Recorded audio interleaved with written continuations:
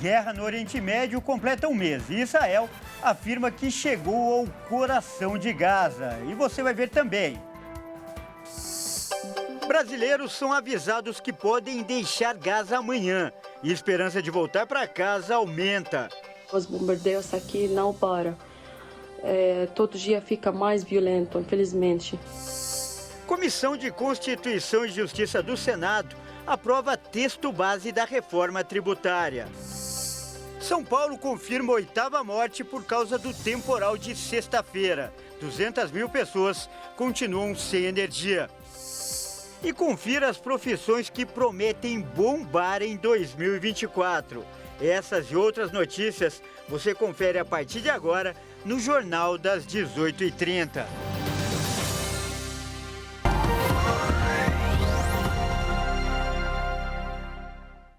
Olá, seja muito bem-vindo. São 18h33 pelo horário de Brasília. Eu sou o Kleber Werneck e a partir de agora você acompanha comigo as notícias do Brasil e do mundo desta terça-feira.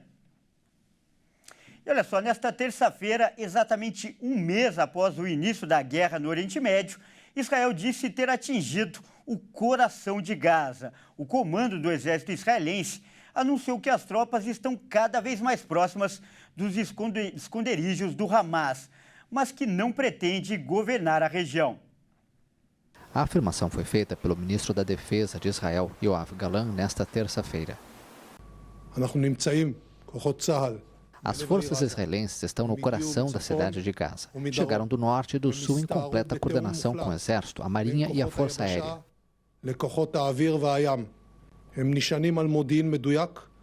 Eles são guiados pela inteligência e pela manobra com tanques, blindados e artilharia de todas as direções com um único objetivo: os terroristas do Hamas em Gaza, a sua infraestrutura, os seus comandantes, seus bunkers e as suas comunicações, e estão gradualmente cercando a cidade de Gaza.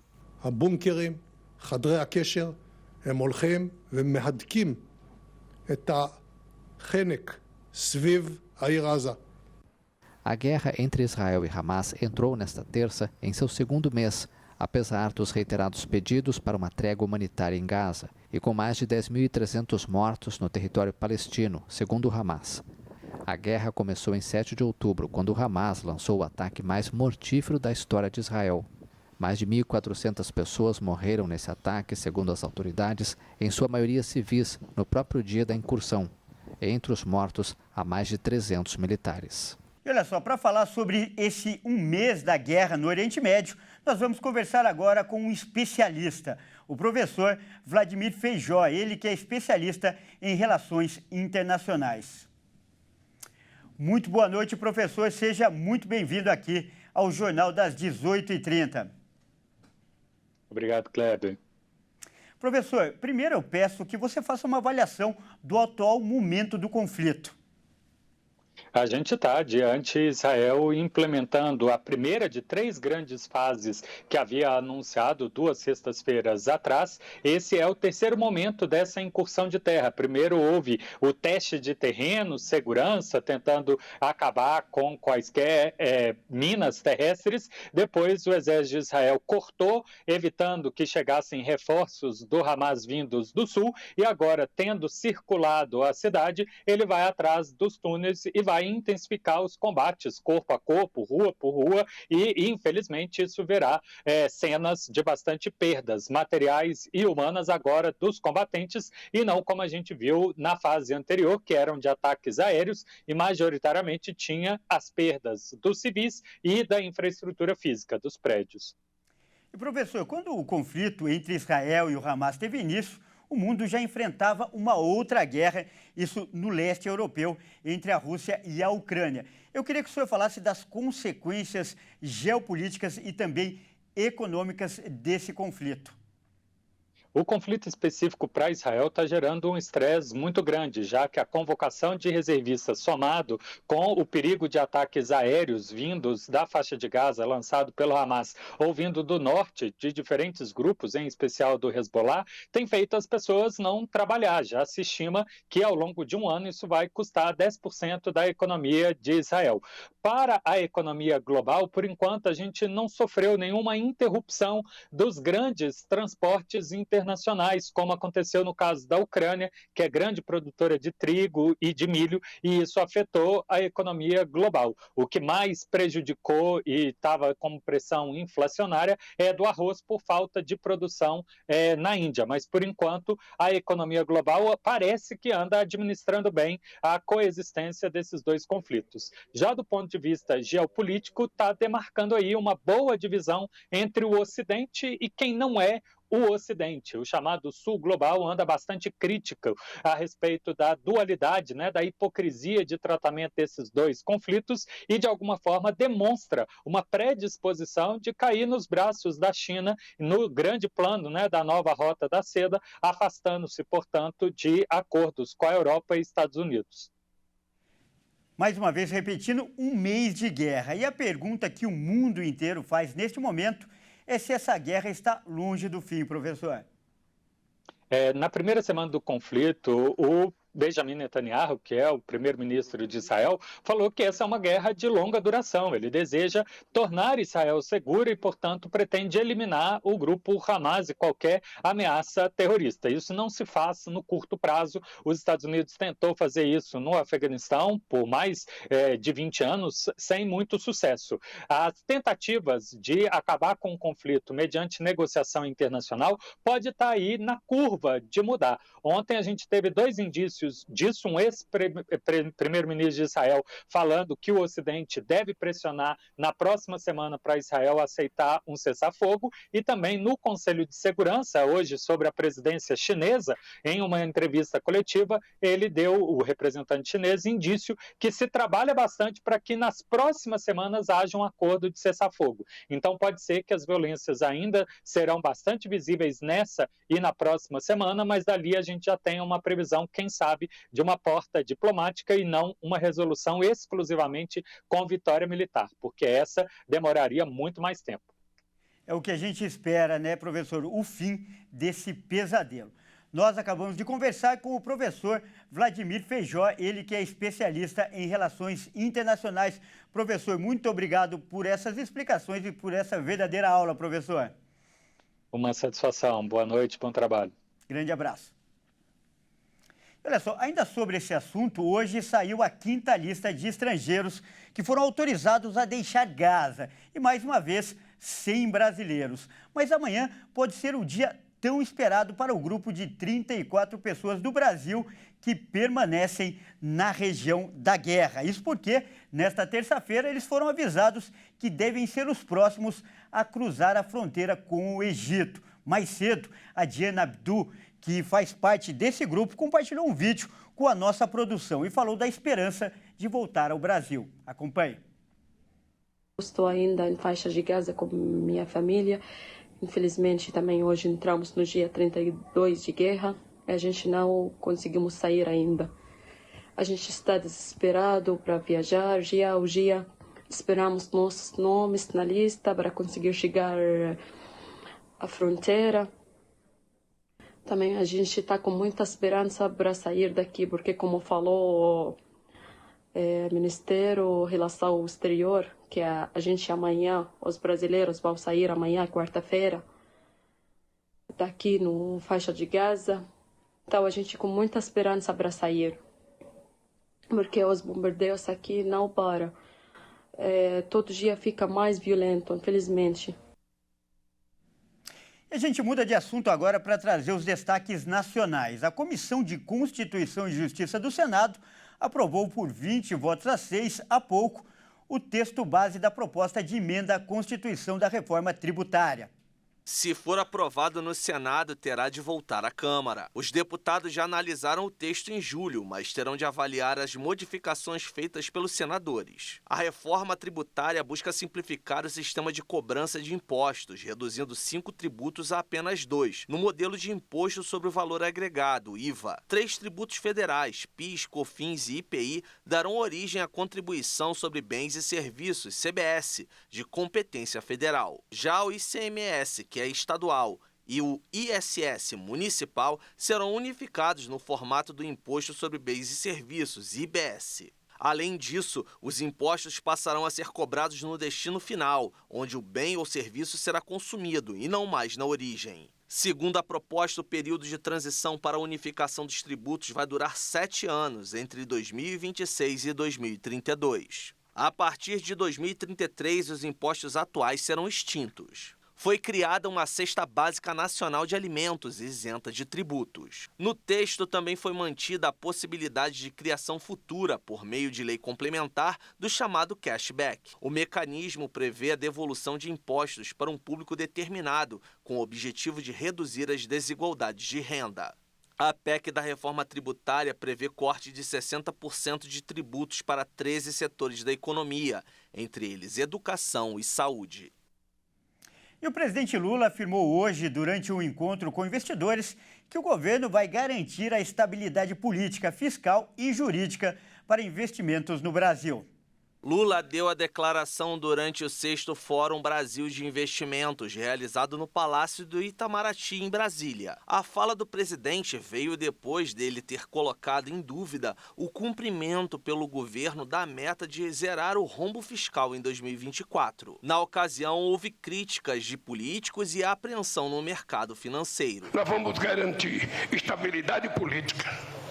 Nós vamos garantir estabilidade social, nós vamos garantir estabilidade jurídica, nós vamos garantir para vocês estabilidade fiscal e nós queremos garantir para vocês a possibilidade de vocês colocar a inteligência empresarial de vocês para que esse país cresça cada vez mais. No evento, Lula também falou sobre a postura do governo em relação às privatizações. A gente não vai vender ativos públicos, a gente vai fazer com que eles se tornem tão competitivos e que ele compartilhe relação com a iniciativa privada para que a gente possa melhorar, que a gente não precisa diminuir o Estado para valorizar a iniciativa privada. A meta de zerar o rombo nas contas públicas em 2024 está no projeto de lei de diretrizes orçamentárias, enviado pelo governo ao Congresso Nacional em abril. A mudança da meta fiscal é defendida por parte do governo para evitar o bloqueio de recursos no começo do próximo ano. Mas Lula já afirmou que não deseja retirar dinheiro das obras do Programa de Aceleração do Crescimento, PAC. O governo federal estuda atender famílias com renda mensal de até R$12 mil no programa Minha Casa Minha Vida. De acordo com o ministro das Cidades, Jader Filho, a demanda partiu do presidente Lula e o objetivo é incluir a classe média no programa habitacional. O presidente Lula disse durante a live que o objetivo do seu governo é entregar mais de 2 milhões de unidades habitacionais no programa Minha Casa Minha Vida. Nós começamos o Minha Casa Minha Vida em 2009, até preparar toda a papelada, preparar a caixa, preparar tudo, nós começamos a cadastrar em 2010. Em dezembro de 2010, eu fui a Salvador anunciar o número 1 milhão de cada cadastrada. Aí começava o maior plano habitacional que esse país já teve conhecimento, construído para as pessoas mais humildes, inclusive criando subsídio para as pessoas que ganham menos, que não têm como pagar aluguel e pagar a prestação de casa. O ministro das Cidades, Jader Filho, afirmou que o governo pretende lançar uma faixa do programa para financiar imóveis de famílias que tenham renda familiar de até R$12 mil mensais. O ministro foi cobrado por Lula sobre a ampliação do programa habitacional à classe média e ele afirmou que a proposta já está em estudo. O Minha Casa Minha Vida prevê que 2 milhões de famílias sejam atendidas até 2026. Atualmente, o programa atende famílias com uma renda bruta mensal de até R$8 mil. E veja a seguir, São Paulo confirma a 8ª morte por causa do temporal. 200 mil pessoas continuam sem energia. E você vai ver também, confira as profissões que devem bombar em 2024. Nós voltamos já.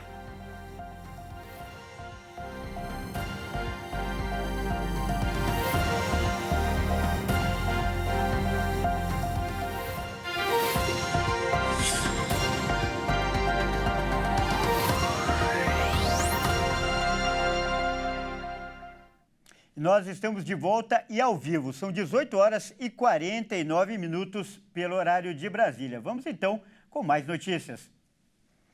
E olha só, a Defesa Civil de São Paulo confirmou hoje a 8ª morte em decorrência do temporal que atingiu várias regiões do estado na última sexta-feira, provocando um apagão em áreas da capital e também da região metropolitana. A vítima foi atingida por uma árvore em Ibiúna, no interior de São Paulo, e não resistiu aos ferimentos. O governo paulista não deu mais detalhes sobre o caso. Outras 4 pessoas também morreram em razão das quedas de árvores na zona leste de São Paulo e em Suzano. Em Santo André, no ABC Paulista, uma pessoa morreu após a queda da parede do 18º andar de um prédio em construção.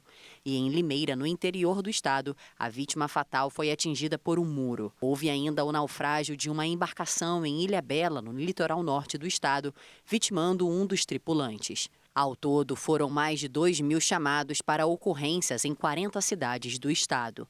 Nessa terça-feira, a Enel, concessionária que distribui energia elétrica para a capital e 23 cidades da Grande São Paulo, disse que cerca de 200.000 imóveis ainda continuavam sem luz e prometeu restabelecer o fornecimento em toda a área da concessão até o final do dia.